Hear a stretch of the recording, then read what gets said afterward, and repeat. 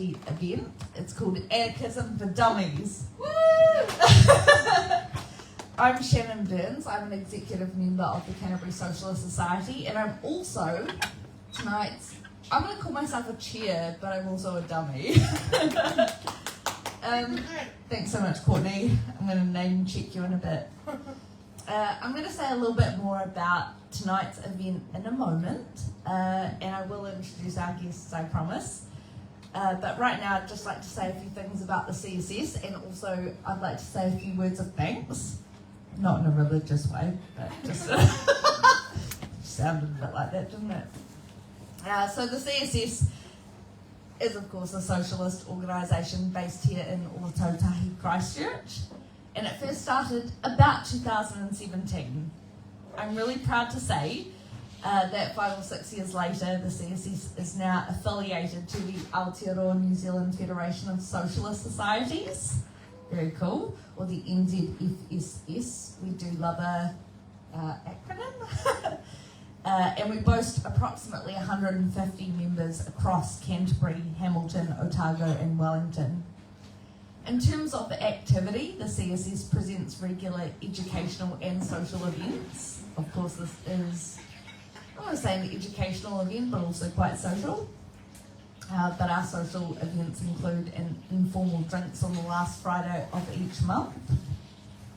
The CSS also produces the biannual magazine, The Commonweal, the 3rd issue of which is free to members but available, I was going to say on the door, but it's pretty much just right there. And it's a very modest fee, I want to say $5, is that right? $5, baby. It's a huge publication, it's beautiful. Beyond events and publications, the CSS presents the monthly radio show / podcast The End of History, and this year the CSS is also hosting the first New Zealand Federation of Socialist Societies national conference, and that's quite a big deal. So you can visit socialistsocieties.org.nz to find out more about all of the stuff that I've talked about. You can also sign up to our mailing list if it exists on the door. I don't know that anyone actually printed it out. Alternatively, you can just talk to one of the exec members who is here tonight. If you can just put your hand up if you're an exec member. It's myself, Nick, Courtney, Hayley. That might be us for now. And you can also join online. Super easy. So I'm really proud of what this CSS is. Can I do one thing? It's about Yes. the conference. Sorry.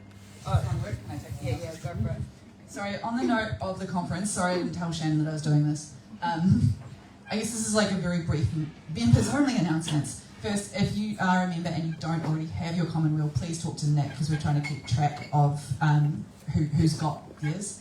And then if you're a member or would think you might sign up and become a member before October and think you might attend the conference, please, pretty please, register, because we're trying to book a venue and we don't want it to be too small or too big.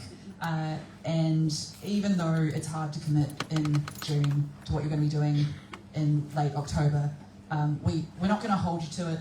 You can register and not show up. It's not that big a deal. But if you think you might come, please do register for the conference. It was really hard to find the form, so I'm going to have it on the laptop that's just over here at the end of the talk. So if you're here this evening, a member, and you think you might possibly come to the conference, you'll be able to sign up here or at your leisure. Thank you so much, so that we can get a venue that will fit us all without being crowded. Beautiful work, Hayley. I just felt like I'd like to hear myself a bit louder. No, just jokes. So, back to the old script. I'm really proud of what the CSS achieves, and I'm also very thankful for the support of our members and our gracious hosts at Space Academy, who host us every month for our educational event. So I'd really like it if you could please just put your hands together to thank everyone at Space Academy. Thank you so much. I'm also really thankful for the support of our speakers, readers, listeners and attendees. all of whom contribute to the CSS community. And wouldn't you know it, right now, I actually have two such members, speakers, anarchists, by me right now. So Leith McLean is a researcher and writer, and Tim Elder is a game designer and a secondary school teacher. Can you please join me in welcoming Leith and Tim via ovation?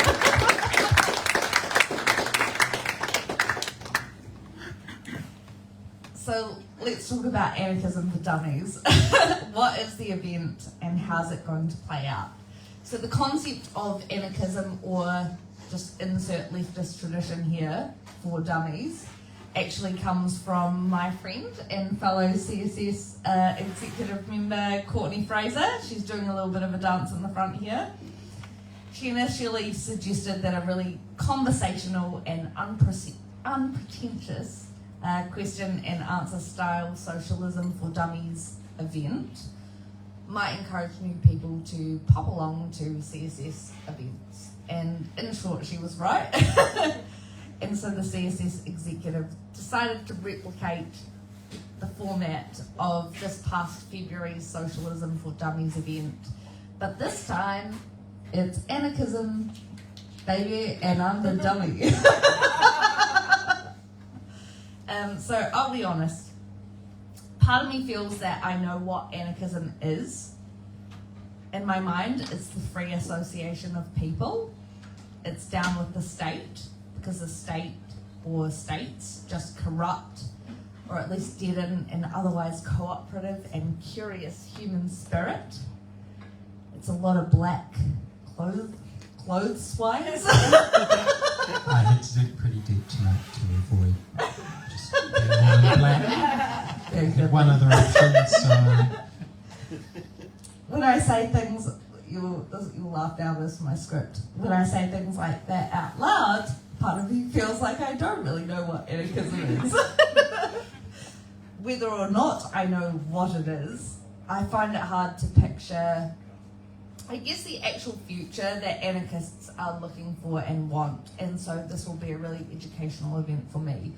If you feel at all like I do, then this is the event for you. And I'm going to ask some really basic, but what I think really are really important questions of Leith and Tim. And some questions are mine, some questions were submitted via the Google form by potentially some of you in the audience. And instead of leaving them until the end, what we've done is kind of work them through the conversation. So hopefully we'll hit all the nails on all the heads. But we will also have a bit of a break in just shortly over an hour, and then you can maybe give us some questions after that. I feel like we're probably going to answer all the questions, so it will be fine. It's probably time to get into it. Hey. Okay. Anarchists, Tim and Lee. What is anarchism? How did you discover it? Well, anarchism, or maybe I should say anarchy, is a way of organising society to eliminate, or at least very much minimise, hierarchy and domination. And it's a set of social organisational principles based on the ideals of liberty, equality and solidarity, which you might recognise as being quite present in Marxism as well. It was basically the slogan of the French Commune. So you have those principles, and they work themselves out in a couple of practical institutions like voluntary association, mutual aid, direct democracy, things like that. Anarchism is the belief that anarchy is the best way, or maybe the least worst way, of organising society. And anarchists tend to have strong ideas of their own, and sometimes it's a little bit like herding cats, but there are a lot of elements in common, which we'll explore in more detail tonight. Tim, do you want to go? Yeah. So a lot of what I had to say has really been said, so that the opposition to the state, or really any institution that is hierarchical and a form of control. And I think one thing that really I want to point out is one thing that anarchism is not. And it doesn't mean no rules, it means no rulers. So it's an opposition to having someone explicitly in a position of like power that is undue or unjust. So that's kind of like a key point to it. It's no rulers, not no rules. Shall I go on to what brought me to anarchism? Yeah, how did you discover anarchism? Yeah, so for me it was, I kind of had this fairly comfortable life where I didn't have to question a lot of stuff. White, male, studied IT, things were as they were. And then but I was always a little bit of a sort of liberal lefty most of my life. And then I sort of started questioning a couple of things. As a game designer, I was working on game systems. I was looking at a particular Facebook game. We're looking at money coming into the game and then resources moving around the game. But then the realization came to me that like people take out their credit card, they pay Facebook credits become diamonds in our game, diamonds become items. But we could, it was the Jane Austen Facebook game for anyone who's interested, it's not available anymore. Mr. Darcy portrait, it's just a silhouette of Mr. Darcy, was our big seller. And for us to give someone Mr. Darcy's portrait was literally just changing a database entry on the server. And I made that connection that actually that's the same thing with the credit card database. So that all money is kind of this transactional thing. And then I started thinking about power and reading Machiavelli and Power and Economics of Machiavelli, Adam Smith. And just like started challenging assumptions, and then through that investigation found the likes of Peter Kropotkin, Mikhail Bakunin, and like a lot of things like Adam Smith made sense, Marx made sense as a critique of capitalism, but really like that ideal of opposition to the state and so on, really Peter Kropotkin resonated a lot more with me in the way I was looking at things. Yeah, Kropotkin's pretty great. As for how I came to anarchism, I can remember a couple of formative political experiences from like my early teens or late childhood, where there were some changes being made to our neighbourhood, and there was a consultation process that went along with that. And I realised in the process of that consultation that the options that were being given to us to consider, essentially there was one option that had been worked out quite well. They had like the new street plan and parking plans for all the amenities and everything. And there were 2 or 3 other plans that were jokes. And we had a public meeting where I pointed that out, and it didn't have any impact, and I thought, this consultation isn't really real. And they stuck with me into my early adulthood when I got involved in the alter globalization movement, which is often erroneously referred to as the anti-globalization movement. And in that movement and in subsequent waves of organising like the Occupy movement, anarchist ideals tend to be quite present because it's a situation where you have people who are basically equals coming together to try and achieve something, and no one is in a position to coerce anyone else. And you can't really reliably use force or deception in those scenarios, so people tend to use anarchist organising methods. And that exposed me to the theory and the practice, and I thought, this analysis is actually really good. And what you touched on as far as questioning assumptions, I think anarchism has done a really good job of that over the last few hundred years, and I'll come back to that later. I'm sure you will, Leith. Can I just say a little bit about so one of the things that did come into my mind when I thought about anarchism was Occupy, and you just mentioned that now. And to my mind, Occupy had some really great stuff about it, but it also went pretty sour pretty quickly, right? So there were... That's traditional. And is it because of anarchism or because of pressure?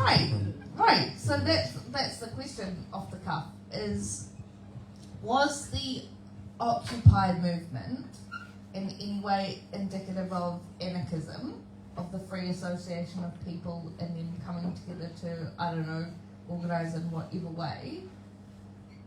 And do you as anarchists claim any, or feel responsible, and I don't want to say feel responsible, but that's the wrong way to put it, but for what sort of happened there? Go on, easy question. I wasn't involved in the Occupy movement. So I'll turn it over to Tim.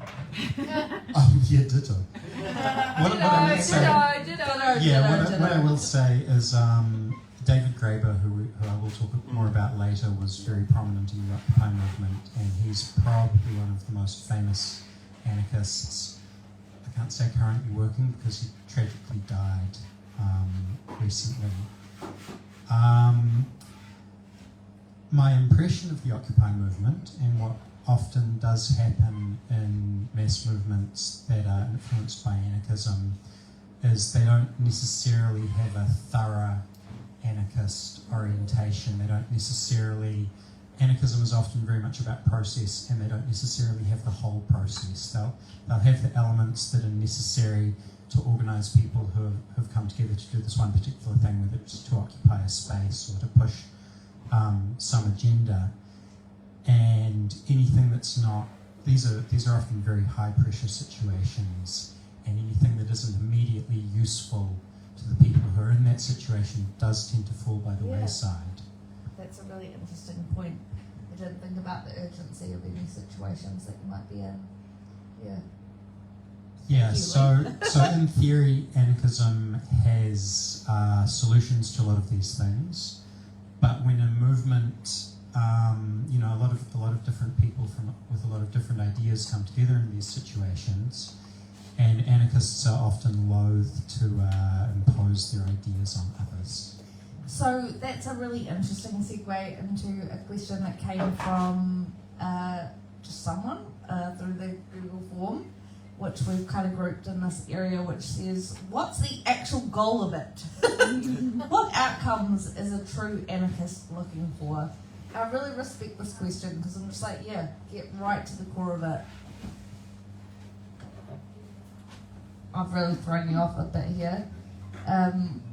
With the, can I just say that we had a Google Doc, and the Google Doc made me realize why I'm big on big state, as the person who wanted to be in charge of the Google document and not have everyone doing stuff at the same time. But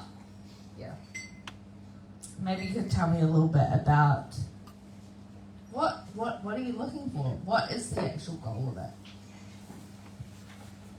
I guess egalitarian society is the main thing, and starting as you mean to go on.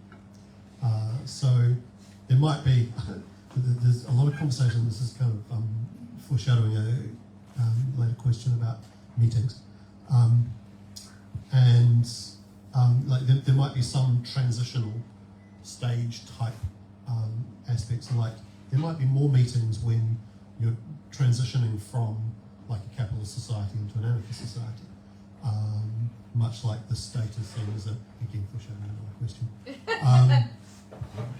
as a transition between a capitalist society. But starting with things that you could tolerate in the objective, or the goal, what the objective society that you would like. Anything in sort of that transitional phase should at least be tolerable to the same ideals of liberty and egalitarianism. Yeah, in anarchy, there's I mean, there's a bunch of catchphrases to do with it, like building the new world in the shell of the old, or they're very much in anarchist organisations and movements. There very much is a tendency to want to organise in an anarchist way now, rather than putting it off until after the revolution. That's a really interesting way. I hadn't really grasped that before. It's quite it's a present-oriented philosophy rather It's than present so much. and future, yeah. And what was I going to say? So that ties into there have been quite a few questions about what the difference between anarchism and socialism is, and that ties into one fairly common one, which is the question of the broad strategy. A lot of anarchist strategy revolves around creating a situation of what's called dual power, where we have a number of power structures in the world today that dominate us: the state, capitalism, imperialism, militarism, and so forth. And the idea is to overthrow them, we need popular power that has a future orientation, but also a practice in the moment that meets our needs and advances our goals, and eventually reaches a point where, because the hierarchical structures in our lives today claim to have a monopoly on force or a monopoly on the political process, that by creating a situation where they don't have that monopoly anymore, that destabilizes them fundamentally. And by having a movement or a set of movements that are not necessarily explicitly anarchist, but are conscious of their own self-organized power, that moves us to this sort of middle situation where the existing structure is destabilized and there's a potential for the emergence of new structures from the movement. And I don't know that sort of thing is that present in socialist theories of revolution. Well, I'm really glad you literally anticipated my next question, which was about what do anarchism and socialism have in common or not. And so you basically answered that question. Tim, did you want to add anything to that? Just through the conversations, brought up a particular example in the Spanish Civil War with Buenaventura Durruti, anarchist general, seems oxymoronic, but leading a voluntary militia, where he talks about, and he had an interview with Van Hassen, a Dutch interviewer who came to Spain, and he talked about he was asked a question about Franco would be bombing everything to ruins. So even if you do win, you'll be surviving the ruins. And he said that we're not the least afraid of ruins. We've grown up in ruins. We've had to live in cracks in the wall as it is, and we'll do it again. But we built these palaces and cities and everything, so we'll build them again, kind of thing. And we're not the least afraid of ruins. He desperately wanted to, as an anarchist general, wanted to make sure that he did live up to those libertarian values the whole way through, while fighting the fascists and Germany and Italy and American corporates. So you're telling me that there are times where anarchists have felt it necessary to ally with people of other leftist traditions in order to have wins? Well, yeah, they did until they got stabbed in the back. Which is also traditional. It was partly the anarchists, although they were a much bigger movement.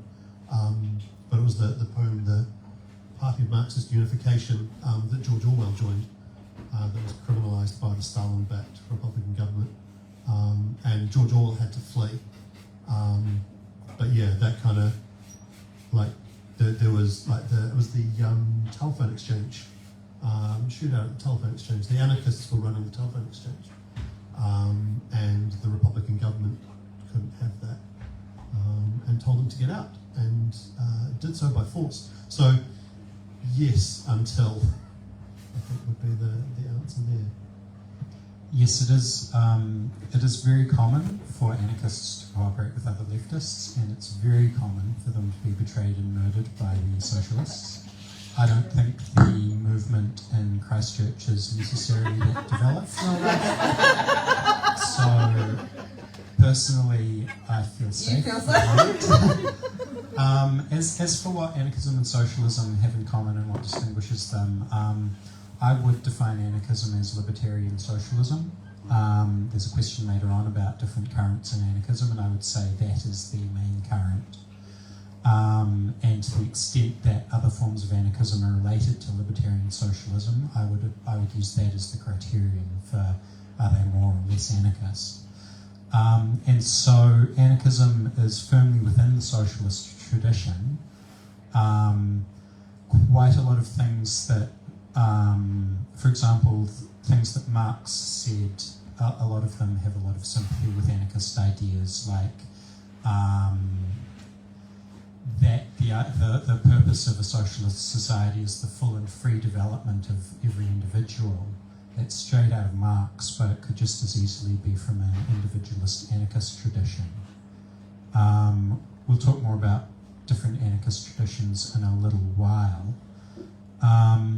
As for the differences between anarchism and socialism, anarchism is it's a sort of a thorough socio-political economic principles that can be applied to a lot of different areas of life. Socialism isn't restricted to the economic sphere. It's gone a long way beyond it over the course of the 20th and 21st centuries.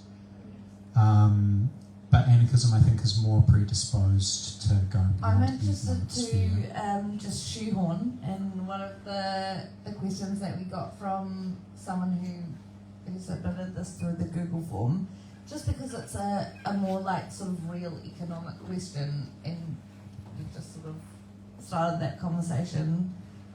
So here's a question: does contemporary anarchism have a separate theory of capital to what Marx elucidated, or has it largely come to accept Marx's analysis of capital, but with different organisational practices and theory of how we get there? So basically what I'm asking is, I know this is for dummies again, I'm a real dummy myself. Basically, we're asking, does anarchism accept the kind of economic theories of socialism and Marxism? Is there like a deviation at the point of praxis, or is it a deviation earlier on? I think you might have answered that question, but I would just like you to kind of state that more clearly if that's possible. I think anarchism does basically accept Marx's analysis of capital. It doesn't quite accept his analysis of class. But anarchism, I have a list somewhere. The thing is, there are all these just different... pulled it out of my back pocket now. Something I prepared earlier. There are different hierarchies and different hierarchical relationships that shape our lives, and anarchism sort of freely jumps across those domains and says, well, there's an anarchist perspective on class relations, there's an anarchist perspective on gender relations, there's an anarchist perspective on ethnic relations, and what that results in is a movement that in principle is opposed to capitalism, imperialism, statism, white supremacy, settler colonialism, and heteropatriarchy. Because the society we live in now has different groups of people having higher status in each of those spheres. Anarchists are opposed to that. And while someone with expertise in a particular area like Marx might develop a lot of theory about the economy, anarchists are often quite eclectic about just being willing to say, oh, well, that expert is working within their area of expertise. We have a movement and a theoretical structure that's bigger than that, and we're happy to use the work of experts. and often like apply some of the principles in different areas and cross-fertilize and Yeah. I think that speaks to, you sort of almost quoted Bakunin there about authority as well as do we reject all authority? No, we accept the authority when it comes to making boots, we accept the authority of the bootmaker. Yeah. And that's quite an important distinction. Again, it's not like that. What is anarchism not? It's not a rejection of knowledge or capability. It's a rejection of arbitrary power over other people. Yeah, the phrase is often used as structural power.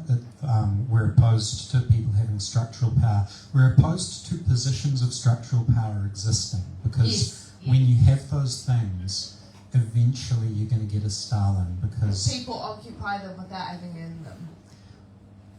Narcissists and sociopaths are attracted specifically to those positions. Yeah. Other people are attracted as well, idealists, people who want to do something good for society. But these having this position in your society, it's eventually going to attract someone who's very destructive and not concerned with I've never the greater heard it good at that all. way. That's quite an And I also think that these positions cultivate some of those traits in people. They tend to say, oh, well, you've been elected to represent the country.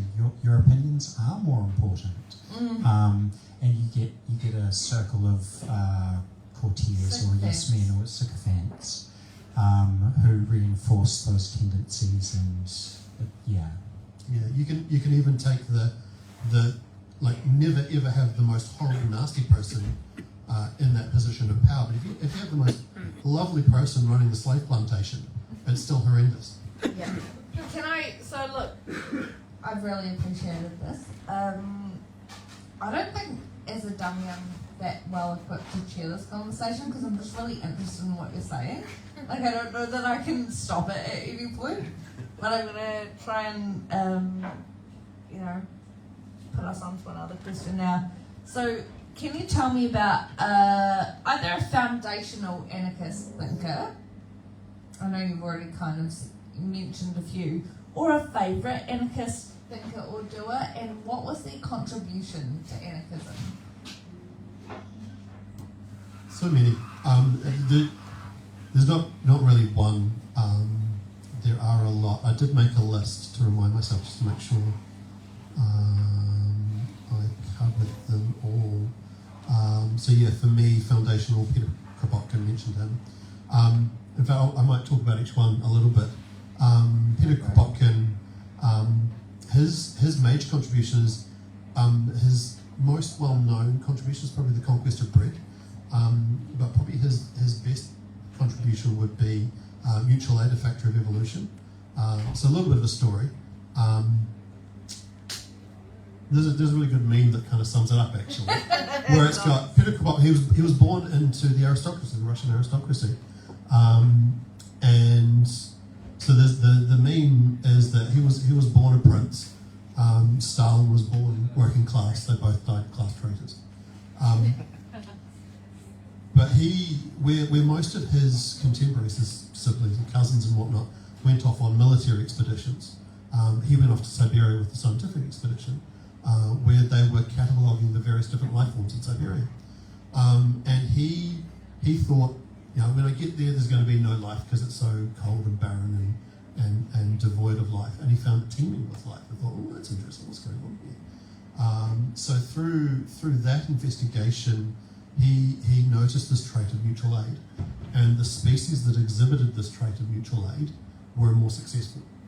And they're very, very similar species to ones that were thriving that were nearly extinct, that didn't exhibit this trait. So he noticed this thing, and then he started noticing in people and looked at how people, how human society Is that not like a works little with bit mutual like aid. I'm going to let you carry on, but I'm just thinking about the Elder Evolutionary Psychology Yes. thing of Yeah. people are just very competitive actually, and Yes. survival of the fittest and stuff, and this is just like an alternative version of that. Well, yeah, and even Darwin wasn't like survival of the most intelligent or strongest. It was the most able to adapt to change, and mutual aid was that factor of evolution. Right, interesting. So there's Peter Kropotkin, Lucy Parsons. Her husband was one of the Mayfair Martyrs. Big on education. There's a little quote from her. I'll do that later. We'll talk about education later on. McCall Bakunin, we've actually already touched on him. Emma Goldman is quite a big one. Quite a lot of an essayist. And was it Anarchism and Other Essays is a great read. For me, Francisco Ferrer, who was a Spanish anarchist and pedagogue. He was a teacher who established the model school movement. And that was quite a big one, because that was, in 1906, he was executed by the state on trumped up charges of sedition, because the Catholic Church really hated him. They absolutely despised him. No, just Because he taught critical thinking to children, and they couldn't have that. But before he was killed, he established his model school, and it was 1906, so a lot of the children that were going through his school would have been very active in the Spanish Civil War 30 years later. Where did my list go? Nestor Makhno, Ukrainian Free Territory of Ukraine, had some dealings with Lenin and some disagreements there, part of that tradition. Buenaventura Durruti, also Spanish Civil War, anarchist general. I think I probably talked about him a fair amount. But also David Graeber, more contemporary, a big one for me. So that's my list. So if you had to, say, pick 2 or 3 words about the people that have been inspiring to you, what would they be? Put you on the spot Just here. 2 or 3 words. I've said so many about them all. I know. Already. If I had to say one about all of them, they're generally pretty consistent. They might have minor disagreements here and there, but in terms of principles, the principles are generally quite consistent. Sometimes they lived in different times. That was a fairly chronological order there, and there's probably a couple of centuries between them. But across that time, the specifics might change, but the principles stay the same. Yeah. Leith, would you like to take that up? I would definitely agree with what you said about Kropotkin, and I'll expand on that in a minute. But as far as anarchists that have had a big influence on me, Peter Kropotkin, Emma Goldman, a lot of these people, I have an immense amount of respect for Emma Goldman as a person, for example. I don't know if any of you are familiar with her story. She was a Russian immigrant to the United States and sort of key in bringing anarchist ideas to the West. So I have a lot of respect for these people and what they did and what they accomplished, but often I feel like they're very much of their time, and I do think that they were all, I have plenty of anarchist heroes, but I do think every single one of them was quite wrong about something. Kill your heroes, I think, is the... Yeah, and it's been said that socialist movements are often named after a person, Marxism, Leninism, Maoism, or whatever. And anarchist movements are named after methods of organisation. So you mentioned Nestor Makhno, who was one of the original authors of the platform, which was an idea of anarchist cooperation and unity that was based on theoretical and tactical unity. Where was I going with this? So you had David Graeber, who was quite influential in the Occupy movement. He was an anthropologist and had a lot of really interesting things to say about what the anthropological record says about humans and about human social organisation. One of the key aspects of which is that a large number of human societies throughout history have been anarchist, including right up to the present day.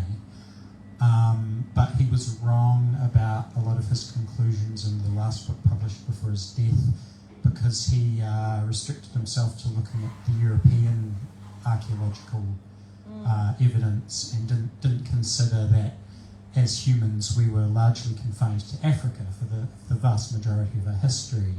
And I don't know what his reasons for this were, but he overlooked all of that. And, you know, people are limited. This is true of people in general, but Kropotkin was amazing. And the thing to understand about him coming out with mutual aid, a factor in evolution in the 1880s? Yeah, 80s and 90s. Yeah. Darwin said evolution is driven by survival of the fittest, by which he means organisms that have the best fit for their environment, not the strongest or the fastest or whatever. But the ideology of his society at the time was very individualist, and the guy he had representing him in most of his debates, what was his name? Darwin's bulldog. He was very individualist. Yeah, Huxley. And so when Kropotkin put forward this idea that mutual aid could be a factor in evolution, that was completely out of step with the science of his day. And it wasn't until the 1970s or 80s that Richard Dawkins laid out the mechanism for how, by assisting another organism, you're assisting the copies of your genes that are in that organism to reproduce, and that's in the genes. And anyway, getting technical. Can I just ask, just a little, I'm just so taken with this conversation, but then I'm just like, oh, let's just a little button about, so we've mentioned Richard Dawkins. Is that, like, how do you feel about a person who's, like, potentially elucidated anarchist ideas, who has also said some stuff that's, like, very problematic? I would say you can be a bit of a dick, yeah. But I think it's more the work that he did that also corroborates. I guess that's what I'm looking for. I'm looking for, it's just like, oh, we're not subscribing to a particular person so much as like... Even Kropotkin himself supported the Russian, his family, in World War One. So, imperfect everywhere. Kill your heroes. Kill your heroes, baby. Yeah, or at least give them a critical reading. That's the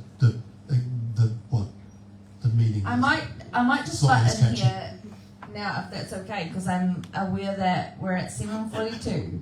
So we got maybe only a couple of questions left, but we've got so many left on our Google document.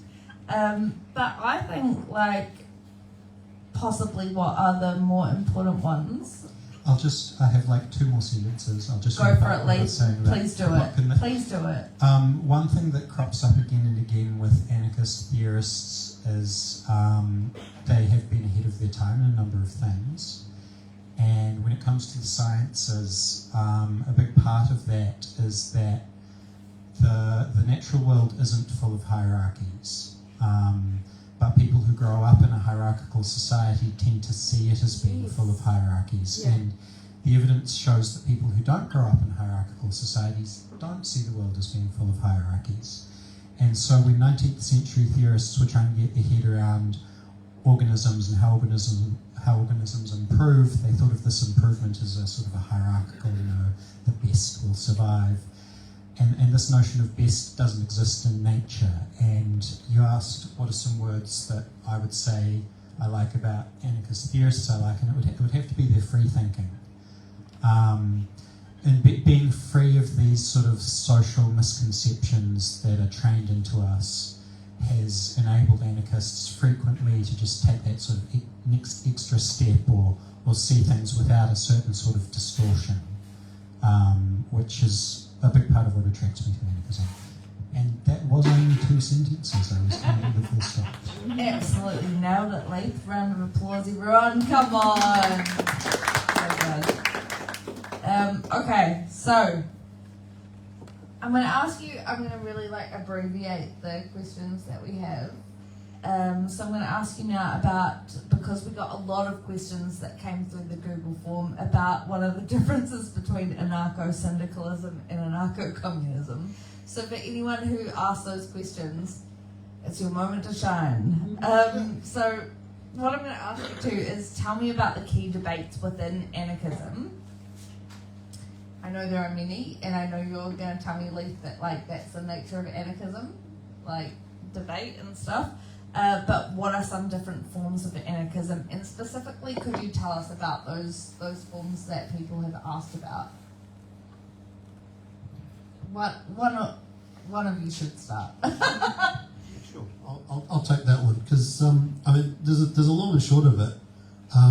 There's anarcho hyphen something, and generally the something at the end there is a particular strategy for a particular time, and like anarcho-communism and anarcho-syndicalism, there's not really an argument between those. It's just like at the moment we need strong union movement, militia, and so on to achieve our goals. It's the focus on the particular goal within anarchism. So whether it's there's like common ones are anarcho-communism, anarcho-syndicalism, anarcho-feminism, anarcho-primitivism. I am going to mention anarcho-capitalism.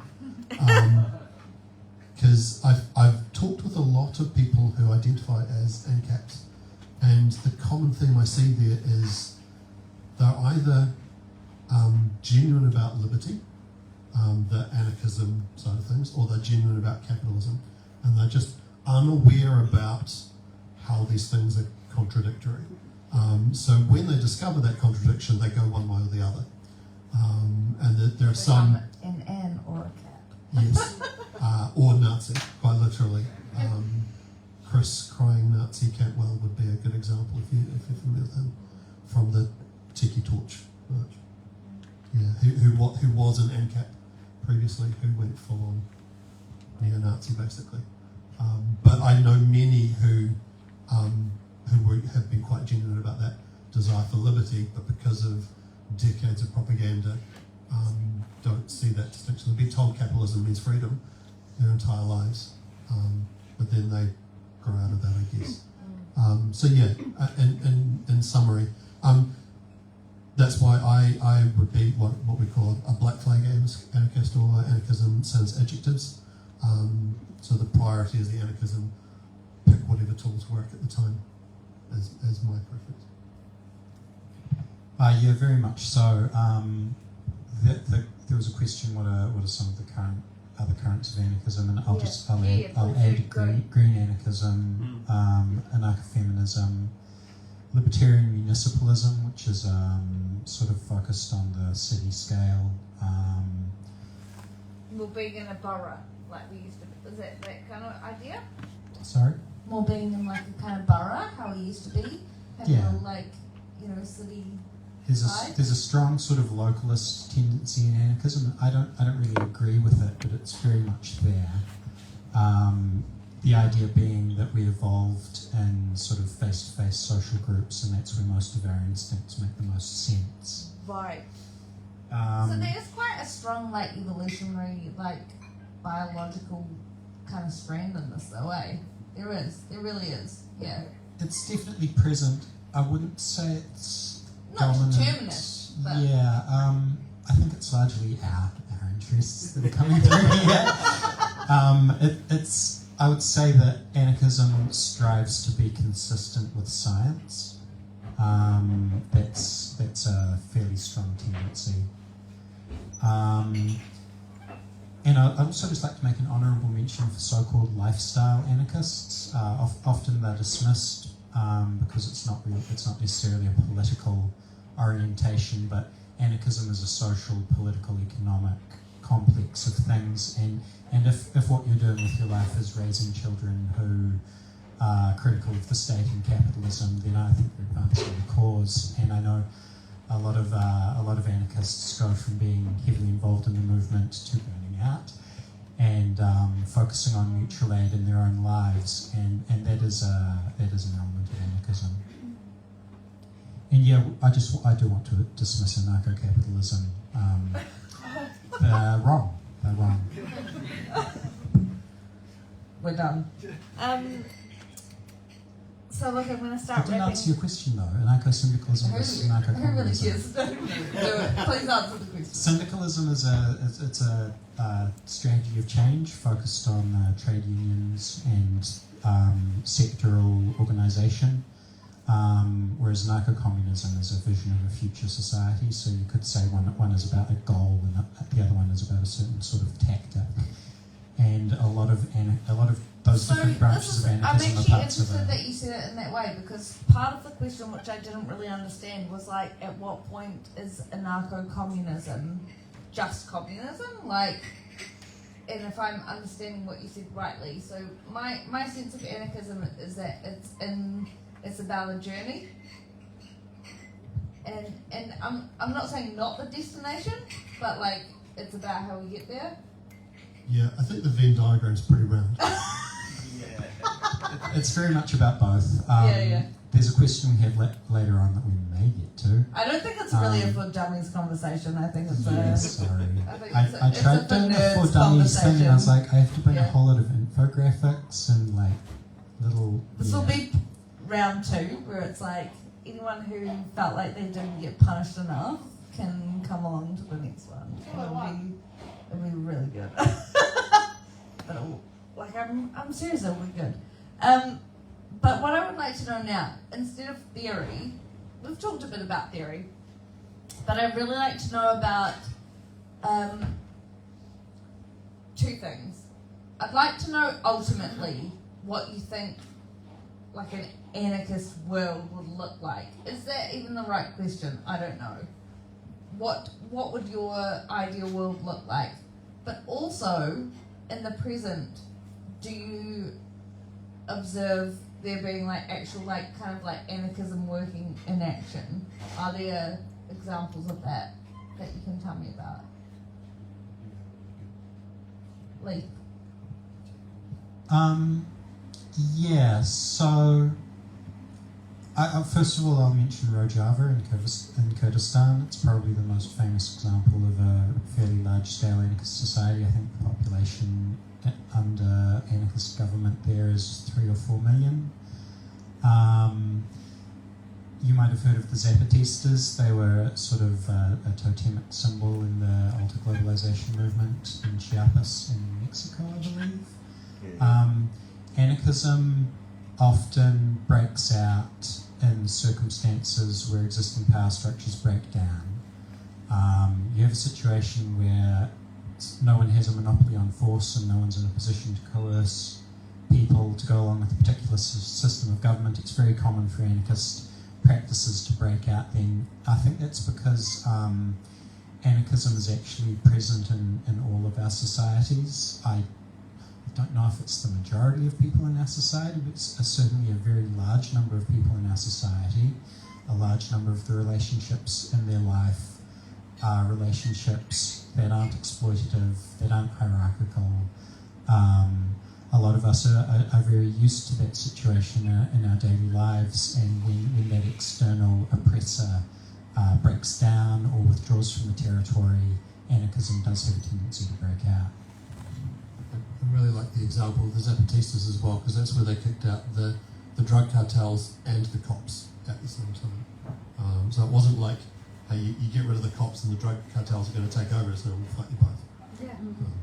Often the same thing there. Right, and And that was a big part of it, yeah, quite. I really liked how you just put it, Leith, saying that the majority, I mean, maybe I misinterpreted, but the majority of the relationships that we have are like not coercive relationships. You know, they are the kind of relationships that we would aspire to have in an anarchist world. We already do that, and some of them are just, I guess, changed by the relations of capital. Yeah. I think one of the things we were discussing, you brought it up, Leith, was that thought just evaporated out of my brain. Thoughts I want to do that. I'll try to come back to it. I've got a question just for you, Tim. And so I really enjoyed this question because it was a really, really, as you called it, a gnarly one. And it was about race and class, which was a really interesting one. So hopefully I can just find it right now. I think I called many of the questions gnarly ones. There was like, so as I told you, the Google document was like, for me as a person who's like big state, was like my own personal version of hell, having to work on a Google document with 2 other people, and I was just like, I do not accept anarchism, I never will. But anyway, that was my own personal feeling about it. Okay, so here it is. I really thought this was an interesting question, and Tim, as someone who works in education, I think is well placed to answer it. So how can anarchism address systemic and cultural biases like racism, sexism, etc., that affect how much people are able or willing to engage in any system? So if we're talking about a system in which everyone is free to engage, what are the barriers that might stop them or prohibit them, whatever? And this person says, I'm thinking also of the large percentage of people leaving school functionally illiterate, which it like materially is a thing. And so how can you be expected to engage in stuff if you don't have the resources to do that? And also, I think we were just talking as we were coming in about Brian Tamaki and Brenton Tarrant, both being illiterate. Functionally illiterate. And this is where Lucy Parsons really came in for me. And I'll just put up what she said. She said, anarchists know the long period of education must precede any great fundamental change in society. Hence, they do not believe in vote begging nor political campaigns, but rather in the development of self-thinking individuals. And that was really what the modern school movement, Francisco Ferrer, did, and a big motivation for me to become a teacher, to flip my life upside down and go back to university and change careers, because that development of self-thinking individuals has to be a massive priority. And really, it's just like putting resources towards that. Like even like you don't have to be part of a revolutionary society to do that. Francisco Ferrer didn't. They had the Spanish Catholic Church breathing down their necks the whole time, but just doing that anyway, because that's like sowing the seed that will grow in the shell of the old world. Do you want to have a go at that? Just to amplify what you said about it being about putting resources into it. Yeah, I think the anarchist movement could definitely do more to enable people who have those sorts of disadvantages to be involved, but it is a question of allocating resources to it, whether it's access ramps or translators or people who are going to read out things that are written down. This all takes work, and there are not a lot of active anarchists locally, and You could be yeah, one. I mean we try ideally. And when it comes to education, I think it's important to understand that our education system is geared towards segmenting people towards different future roles in the economy, and an education system that's designed to prepare people for a society where they're expected to manage their own affairs would have different priorities and would probably have fewer pupils per teacher, more support services. Yeah, no, it's unimaginable. Might be why we're What on strike future or something. society do you want? Tell us about it, Tim. Yeah, really, that's just summed it up, and it's a huge part of why teachers are on strike right now, because it's not so much the pay, although pay is not great at the lower end of the scale. It largely is much like nurses. Instead of patient to nurse ratio, it's student to teacher ratio. I've just discovered I've got a new class this week. I've got 33 students in my class. Jesus Christ. We'll try and bring that down, but also we co-teach where we've got 2 teachers and 55 students, or 3 teachers and 80, and it's not easy, and it's because not enough resources have been put into it, and because money is this imaginary construct that we use to measure value. That seems to be the focus. Where's the money going to come from? But really, the important question is who's going to do the work for it, because that's what money doesn't change the real world. You can't change the real world with money. Only work can do that. Interesting thing with accessibility you mentioned just reminded me of like even online gaming and gaming communities, very, very voluntary also, by the way, like definitively voluntary. But playing games like EVE Online, notoriously underhanded group of people who will screw anyone over, but like in game. But like communities where you get together, you go out on a fleet, there's like 700 people on this fleet. There's one fleet commander who's giving everyone commands off voice comms. But good organisations anyway have people who will just voluntarily step up and type out what that person is saying for people who can't hear it. So in terms of accessibility, I don't even know if they're anarchists, but that's just an inherent thing that people do. Yeah, I'm sure a lot of the people in the audience, whether or not, whatever their experience, I'm sure they could identify moments where mutual aid has been, the name of the game, especially if they've been in Christchurch for a while. So just got time for like a few more questions, I think, maybe two. So what I would like to ask is, what is it like to be an anarchist who is also a member of the CSS? Because is that weird? Like, is it fine to be an anarchist that's a member of an organisation? I don't know. It's just a question. And what do you like about being part of this organisation? Is there something you do differently? Is that a fine thing? I like the CSS. Thanks, baby. It's an organisation with a specific purpose. I think it fulfills that purpose. Not every organisation has to be anarchist.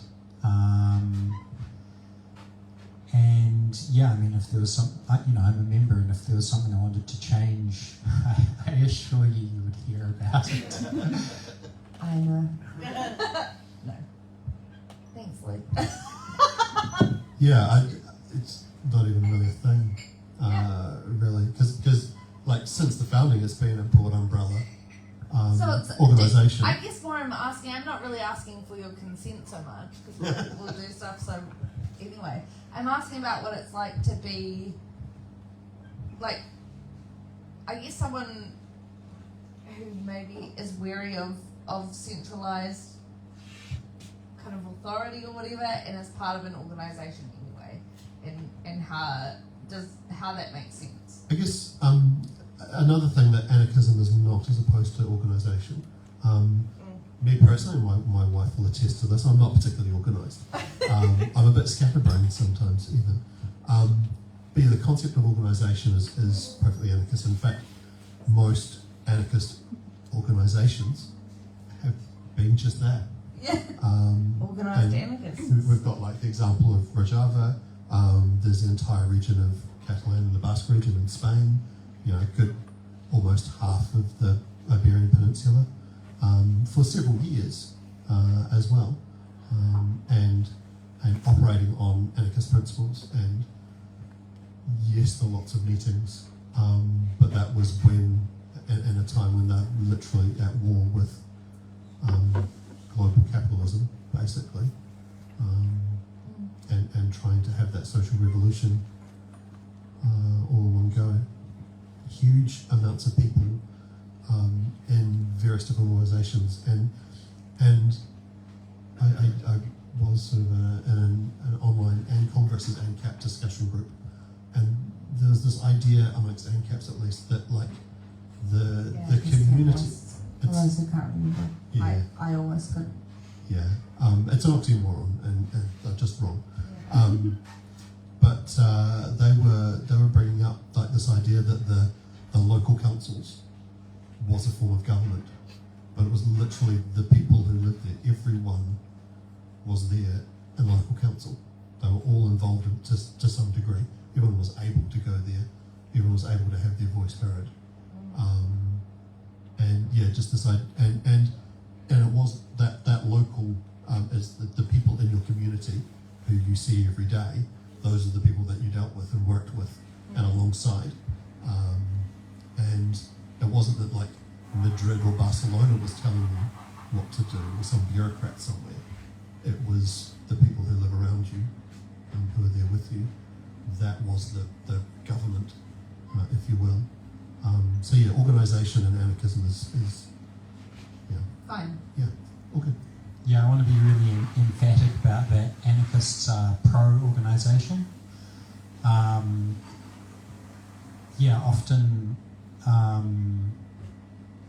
Often it takes the form of quite elaborate systems of organisation that are trying to reconcile these questions about hierarchy and authority and Should I unity and read out? individualism. Should I read out the hives question? I feel like Sure. at this point, or the 2 questions received through the Google form, which were, anarchism often sounds like a utopia of meetings, as in everything being decided through endless conversation and community discussion. While this may be very horizontal and democratic, it sort of describes my own personal hell. Are there any organisational or political principles in anarchism that would alleviate a tendency toward endless litigation? We know through the word of litigation, this was probably Thomas, of every issue This under was the sun. definitely Thomas. Yeah. Another question though, can I still be an anarchist if I break out in hives when a meeting goes for more than an hour? Sorry to anyone who is breaking out in hives already. Yeah, you absolutely can, but you're going to have a lot of hives. As for are there principles or tendencies in anarchism that would alleviate this? Yeah, there are. I think there's a number of things going on here. One of which is that anarchists have, on numerous occasions, been prepared to be quite detailed about what they think the world after the revolution will look like. And when you spell something like that out, it's a lot easier to criticise that than something that hasn't been spelled out. And I suspect that socialists in general, if they were to go after the revolution and explain exactly how that was going to work, I suspect that would feature a lot of meetings, especially if you want the proletariat as a whole to administer the economy or society as a whole. Can I just say, Leith, that you've really come out with a lot of zingers tonight, and like they've been really underrated by the audience. I'm just really impressed. Like, Thank good you. job. And the fact is, running the world will take a lot of meetings. You know, and as our society goes on and we have more people and a more complicated system, you know, it won't be the same after the revolution, but we'll still have a lot of people and a lot of complexity. Anarchism often, a principle that comes up again and again is the idea that the people who are affected by a decision should be the ones who make that decision. And that people who aren't affected by the decision shouldn't even necessarily have a say. Like, they might have something interesting to say, but they don't have like voting rights or whatever. And I think that question about this utopia of meetings, there was a question earlier about what is the future society we want to see. One of the most detailed descriptions of a possible future anarchist society is by a theorist called Michael Albert and another guy called participatory economics, or Paricom. And it describes a society where workplaces are governed by workplace councils, communities are governed by community councils, and we are represented in our capacities as producers in these workplace councils, but also we have a social capacity as consumers who are represented by consumer councils. And you may see where this is going. It's like we have all of these areas in our life where we have to cooperate with other people, and anarchists tend to say, well, each and every one of those individual problems can be addressed by a meeting. And so, yeah, and if you combine that with the also like very common anarchist tendency to make decisions based on consensus, I think that's where this sort of idea of constant litigation of every issue that really does foster exactly that. And my experience with anarchists is that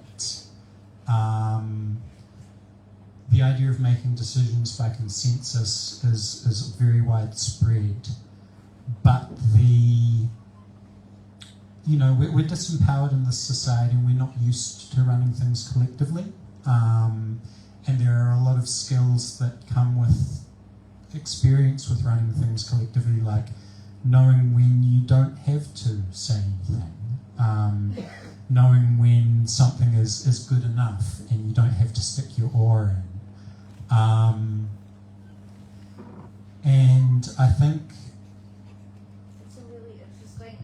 I haven't heard that said before, that through the experience of being involved in these things, you might learn to know what your involvement might look like, or what it needn't look like. Yeah, well, that's very much a take on the old picket line stuff, where you learn how to be part of the movement by being on the picket line or whatever. yeah, and the anarchist model of revolution very much is about people developing their awareness of their own power and how to exercise it through involvement and struggle. Yeah. And so, if you're having a meeting, I think there's basically one legitimate reason to have a meeting, and that's because there are problems that we can't solve on our own. We have to engage collectively with people in order to solve our collective problems. And like a good meeting is a beautiful thing. I don't know if any of you have ever been to a successful meeting, but if it's focused and productive and timely, it's actually a great feeling. But if it's none of those things, it's horrible. And it's disempowering. And I think this is a major problem for anarchism that is worth dwelling on, because if you have a meeting, like a short, long meeting is 3 hours or so, and that's the low end. I think that the longest meeting I've ever been in went over 2 days and was about 14 hours in total, and it didn't need to be. And when you have that sort of thing, even if it just happens once, it's a huge issue, but when it happens repeatedly, then you're going to have people who are unable to take part in those meetings, and that's going to tend to be people who have other demands on their time, or who have problems in social settings, or problems with conflict, who get hives, people who are neurodivergent, and people who are just too busy. So you'll tend to exclude people from these meetings, and those people will tend to be people who are already the most oppressed and marginalised. It'll be single mothers, it'll be disabled people, people who have trouble with transport. These are all people who I think have a major stake in the outcome of an anarchist struggle, and having like spaces in the struggle that exclude those people, it's not just a problem with anarchism. I think it's actually anti-anarchist. And yes, there are ways of addressing those things, and largely it does come down to how the meetings are run. There are all sorts of tricks you can use. I'll not go on about it at much greater length. I'm going to use one of those tricks on you right now, Leith. I'm sorry. Just repeat back what I've said and make me feel heard.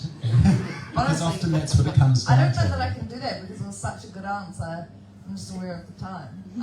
It was like an incredible answer, so thank you so much. So much. And anarchism does have like detailed answers to these. Yeah, I'm not going to go into. I'm going to give the guests an opportunity to tell you where you can go to find out more. So I'm interested in that. Did you have anything, Tim, that you wanted to say?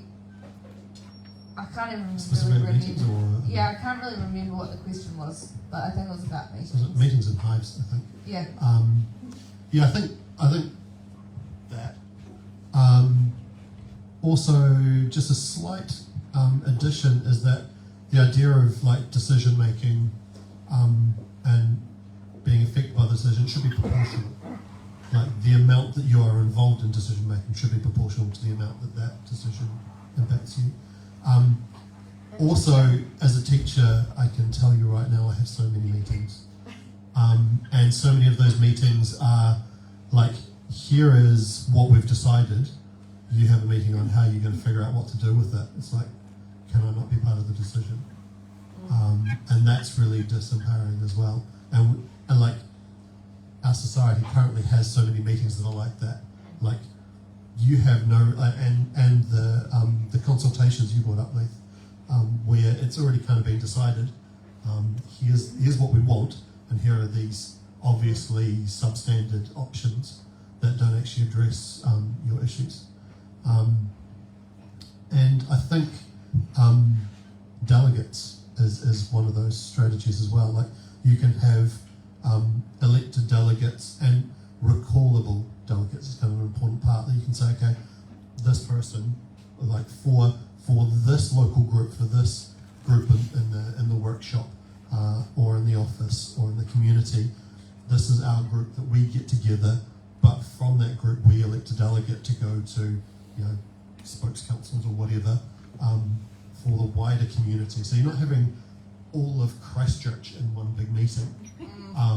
You've got kind of like collections from various different parts of Christchurch all getting together. Holland. Yeah. Yeah, and delegates are a major part of anarchism, and by delegate we mean someone who is sent to represent what the group has discussed or decided, and Like a just union. that. They're not a representative. They don't make decisions for the group. They don't have that power. They're there to specifically relay the results of. Interesting. So it's a different role than the So, representative in I'm just going to democracy. cut in now again, not because I don't want to hear about this conversation further, just because I think we may have time for. I'm going to squeeze in 2 questions, but just be wise about how long you have left. So, just because it's an election year, I had to shoehorn a question in about this sort of stuff. And I just wanted to ask both Leith and Tim how they, as anarchists, or if they felt comfortable talking on behalf of anarchism, you know, how do anarchists feel about or approach general elections? Are you going to be voting? Do you think that's a thing to do? Does that have any relationship to you being an anarchist? Yeah, I'll vote, but I'm not going to have, like, because what we're voting for is people who are selected from, like, and particularly, like, the people who are able to sit in our current parliament are people who already have wealth, already have the interests of wealth. Donald Trump standing on stage saying, oh, look, I gave that guy money and he was voting for me, he's corrupt. I gave money to that guy, look, pointed at all these people on stage in the Republican primaries and said, these guys are corrupt. I was the corrupting influence. I corrupted them. And people are like, yeah, he's totally an everyday guy who's got my interests in mind. I mean, What? he's telling it like it is. Um, In that one Yes. very limited specific case. Yeah, he's telling you that he is the swamp monster that is apparently going to drain the swamp. And it's just, yeah.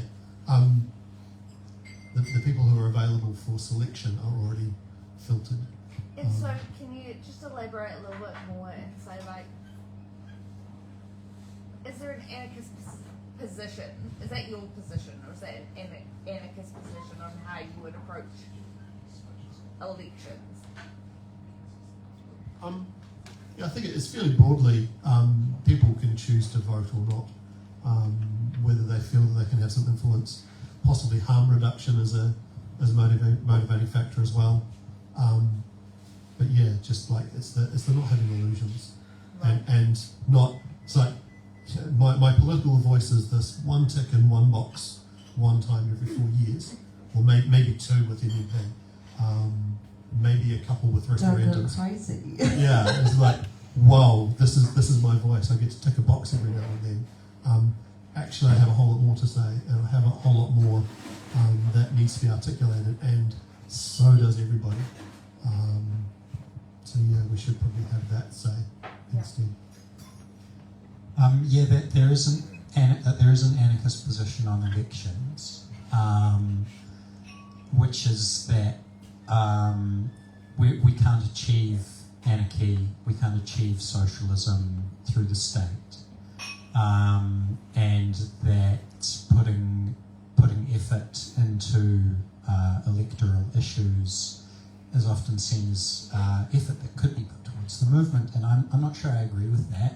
I mean, I certainly agree that we can't achieve anarchy or socialism through the state. We can't achieve it through voting.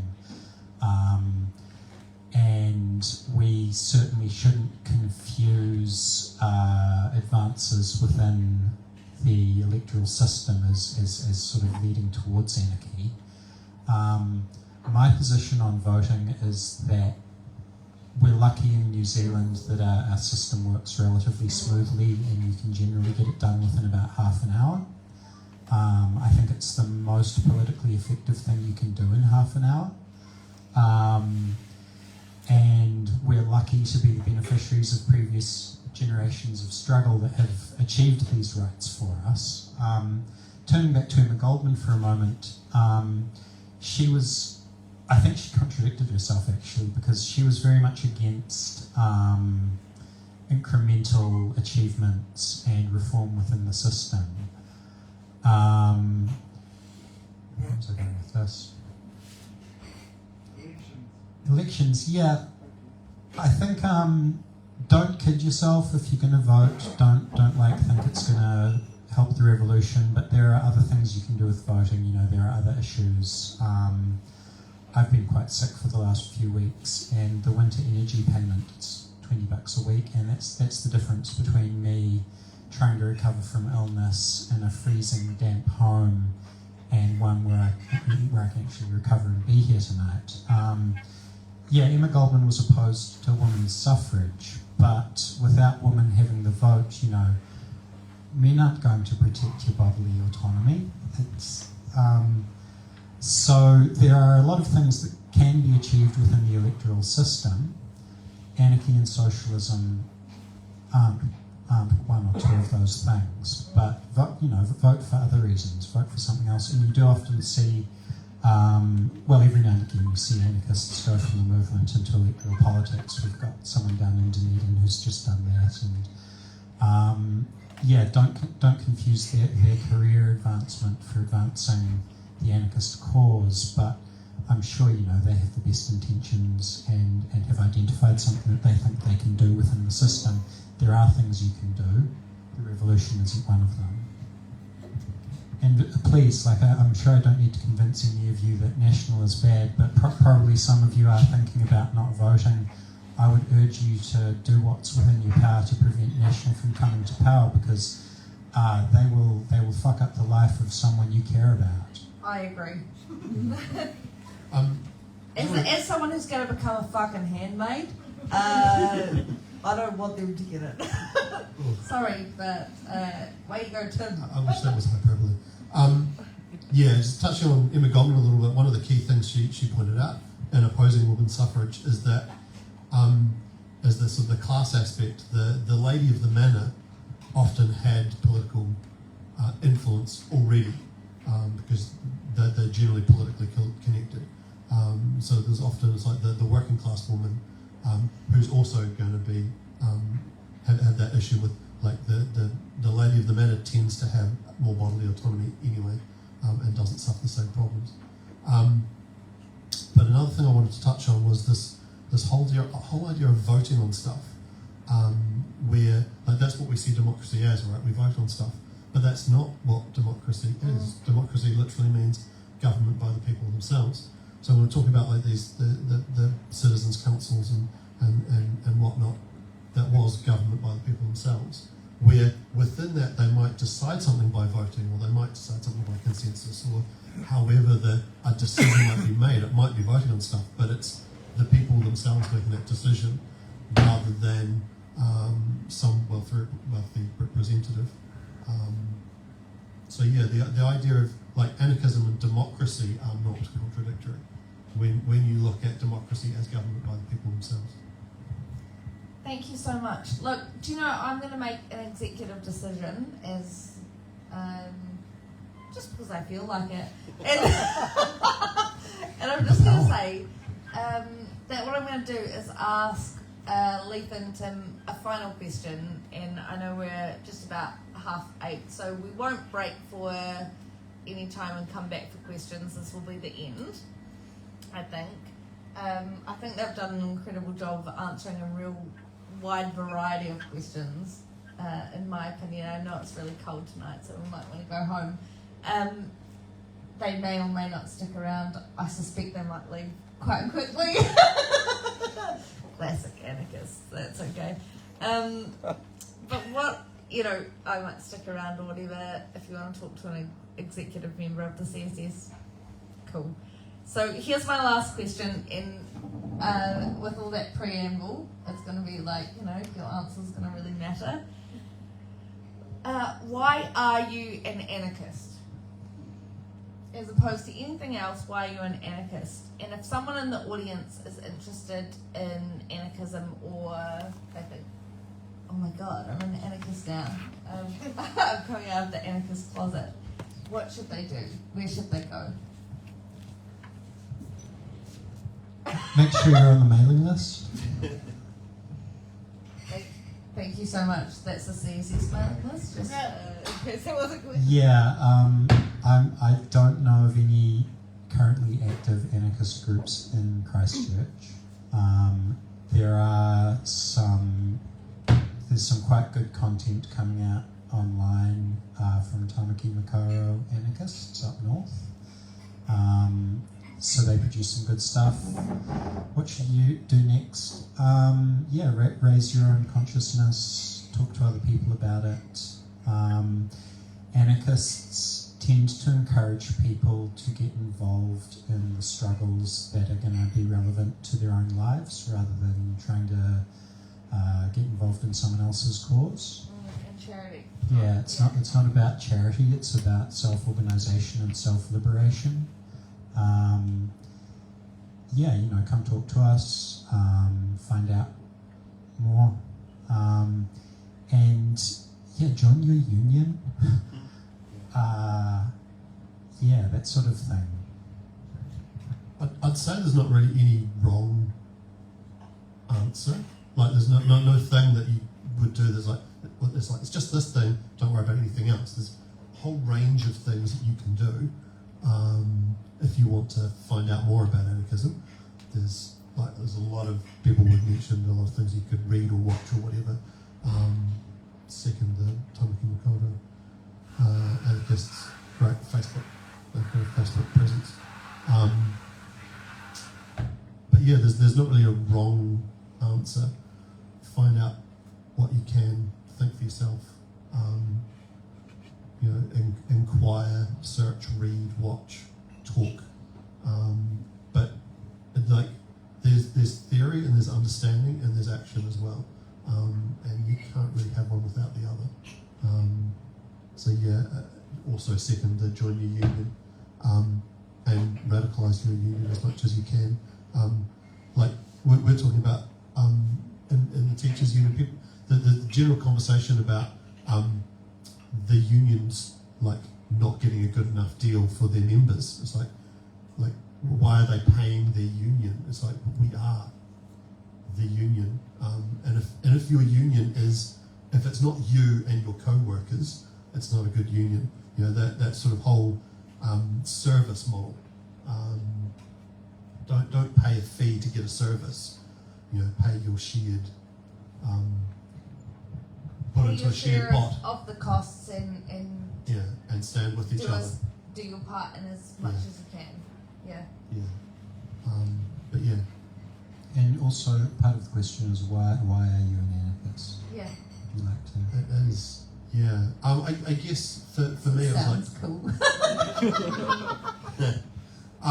largely because I found that the idea that I want to have my opinion and my views be the correct or as objectively true as I can make them, rather than make the correct opinion my opinion, if that makes sense.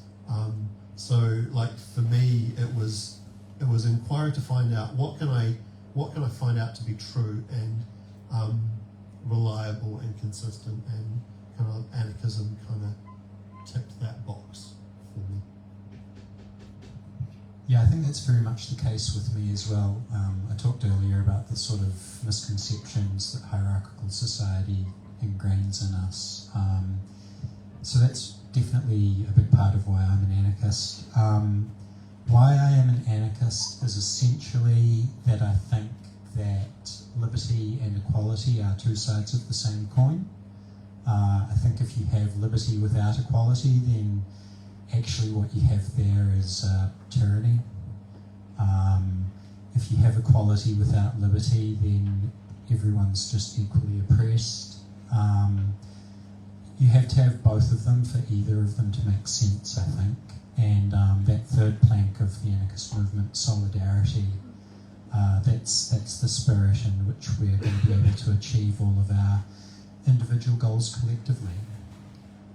And in addition to the organisation I recommended earlier, I also recommend the Black Rose Anarchist Federation and the Anarchist Federation of Rio de Janeiro. They've produced a couple of really good publications over the last 5 or 6 years.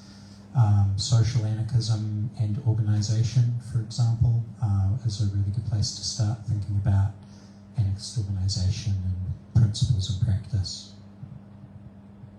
Thank you. So I feel a little bit teary, to be honest, about you talking about those key values, but I do find them genuinely inspiring. Like that's the thing. Yeah. When I was working on my answers for tonight, I got a bit teary.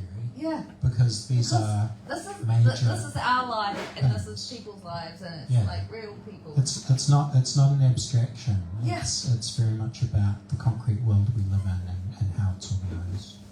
Yeah. I just want to say so much thanks to Leith and Tim, both of whom put in actually a lot of effort into answering questions tonight. If you could please put your hands together for Leith and Tim, that would be great.